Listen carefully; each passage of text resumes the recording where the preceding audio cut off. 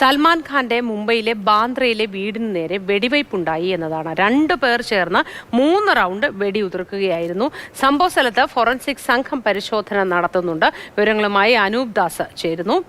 Good morning Anoop, ഇത് എപ്പോഴാണ് വെടിയുതിർത്ത സംഭവം ഉണ്ടായത്? ഇതിന് പിന്നിൽ ആരെന്നത് സംബന്ധിച്ച് എന്തെങ്കിലും വിവരങ്ങൾ ലഭിച്ചിട്ടുണ്ടോ? കാരണം അതീവ സുരക്ഷയുള്ള മേഖലയായിരിക്കുമല്ലോ അത്. മാത്രമല്ല, സുരക്ഷാ ക്രമീകരണങ്ങളുടെ ഭാഗമായി CCTV അടക്കമുള്ള സംവിധാനങ്ങളും ഉണ്ടാവും.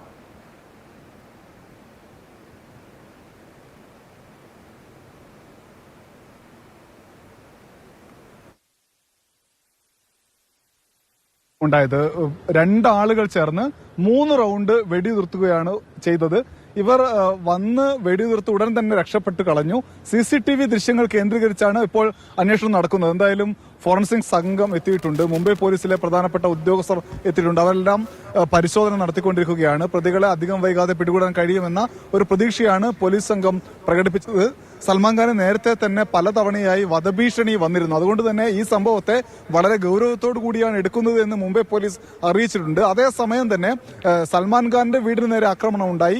അത് മാത്രമല്ല വിഷയം, മുംബൈയിൽ ആർക്കും സ്വൈര്യ ജീവിതം നടത്താൻ കഴിയാത്ത അവസ്ഥയാണ്. ക്രമസമാധാന നില തകർന്നു പോയിട്ടുണ്ട് എന്ന് ശിവസേന ഉദ്ധവ് പക്ഷം ഈ സംഭവത്തെ ഉയർത്തിക്കാട്ടി ആരോപണം ഉന്നയിക്കുന്നുണ്ട്. ശരി അനൂപ് ദാസ്.